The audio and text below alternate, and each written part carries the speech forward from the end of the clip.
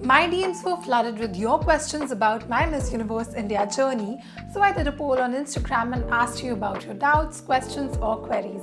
This video is going to be all about that, about the 32 days that I spent with beautiful contestants from across India.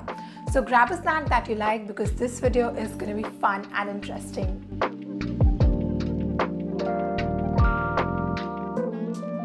Hi everyone, I'm Smriti Chhabra, your Miss Universe Delhi 2025. I make content around fashion, modeling, pageantry and life in general. So if you are someone who would be interested in any of these topics, do consider subscribing to my channel. And let's quickly dig into the questions now. Okay, so the first question is, I also wanted to participate. Can you tell me the procedure after filling the online form? Yes, definitely. So once you fill the online form, you'd know that which are the states you're eligible from, your birth state, your native state and your current state. All of these states, if they're different, would have auditions on different dates, and the team would let you know either via mail or via adding you in WhatsApp groups. So you have to keep a check on both of these things. Everything that they need from you after the online forms, they would let you know. It's sometimes like for my Uttarakhand auditions, they wanted my introduction video and my walk video. For my Delhi auditions, it was nothing. I just had to be present at the venue. They'd given a list of things that I had to carry. That was again basic, my shorts, my top, my black dress and heels along with makeup. So all of these things are pretty sorted. They'd let you know, so don't worry about anything. Just focus on your performance. So the next question is, are this year's participants allowed to take part next year? Yes, absolutely, as of now for sure, because the people who participated last year were eligible to participate this year, and I don't think so the organization is changing anything as of now. So people who participated this year are also eligible to participate next year. Moving on to the next question, what is the age limit? Guys, there's no age limit, and that's the beauty of this pageant. We had Tasneem. She was one of the most genuine people I met. She was 42 years old. There were girls who were 18, 19, 20, not 18, 19 and 20. So you see the vast difference. Tasneem was telling that her kids are 14, 15 years old, and the youngest contestant who was contesting this year was 19, and Tasneem was 42, and people everywhere in between. So that's the beauty. I met girls from different countries, different states and different age groups, yet we all gelled together. Kachi says, super proud of you. Thank you so much, Kachi. You've been a great support. So Iconic Pageants has asked me about my favorite pageant page, and it's very difficult to name one because you guys have been so kind throughout our journey. I appreciate and thank each one of you out there who took out time from your daily lives and were there to motivate us to make those beautiful edits for us, and that really uplifted our moods. But at the same time, I would like to take a moment to talk about the pages and people who are not that kind. There's no benefit in putting people or girls down, guys. You don't know their situation, you do not know the circumstances of the pageant, and looking at it from an outside world is not gonna be of any use or help. It's better that if you have bad or negative things to say without knowing the situation, you keep it to yourself or ask people about it, rather than going all out on the social media and bashing girls. You don't know how much of hard work they've put in. And to all the lovely pageant pages who've shown us support, who's shown us love, thank you for everything you did for us.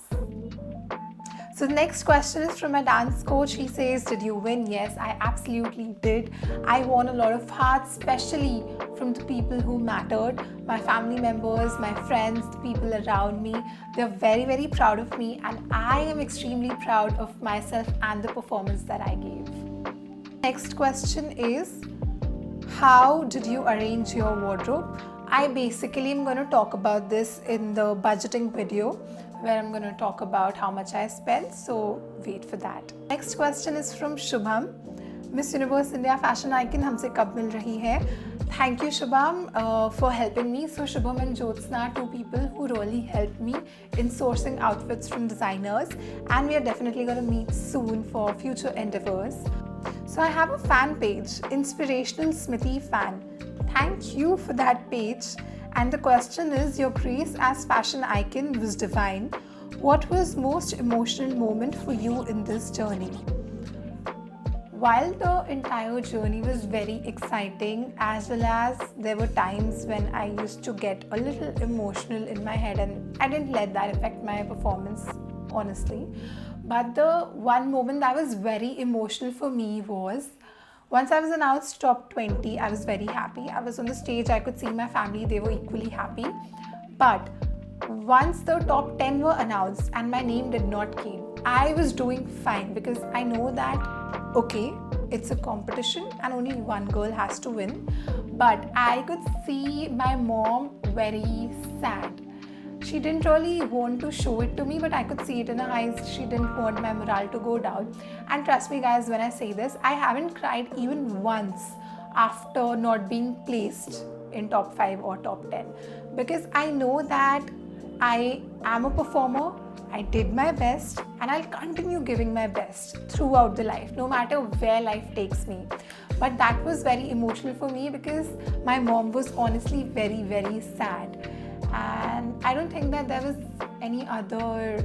Yes, there was one more moment when I became really, really emotional. So there was this shoot for a designer from Delhi, and there were 2 groups. So in the first group, our shoot was done. I don't want to talk about it. The second day, the shoot was there in another fort, and the girls told us once they came back that there was this elephant that was used in the shoot.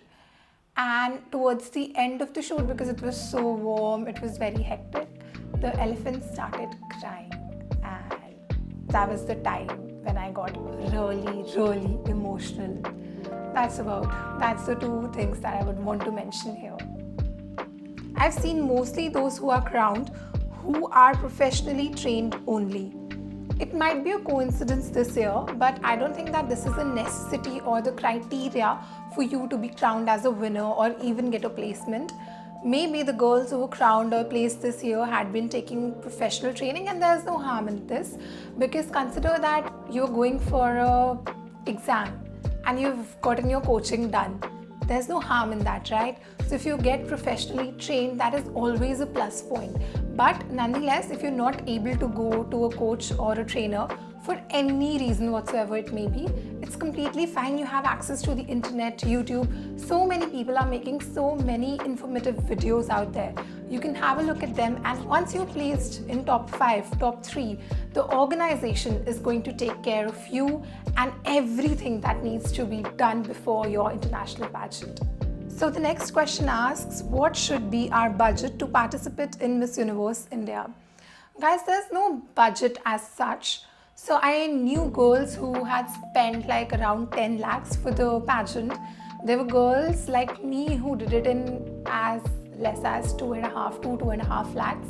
But it is an investment that you have to make for your future. I wouldn't say that you have to spend money, rather invest in yourself. And this is one thing that I've been telling everybody who's asked me this question.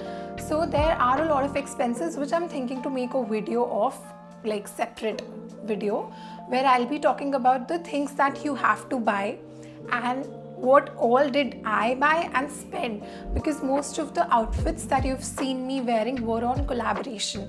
So I didn't really spend a hefty amount on those things, but definitely there were so many other things that I had to spend on. And similarly, people who didn't have access to collaborate with designers or brands spent there as well. So I'm going to make a dedicated video on that. Stay tuned for that as well. Okay, so the last question for this video, probably the one you guys are waiting for. It's around people who left the pageant in between and what's true and what's not. Guys, I can only talk from my experience and from the things that I have faced.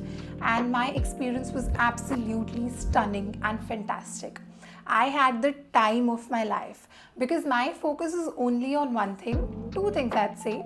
First, to give my 100% and perform my best. Second, to enjoy, because this time is not gonna come back again. How many people get to spend time with contestants from across the country and even abroad, living together for 32 days in palaces and forts? imagine. So I wanted to live my life to the fullest. And if I talk about toxicity or negativity, I could not find any of those things because my focus was not there. I was focusing on the good things, the happy parts, and eventually I attracted all of those things.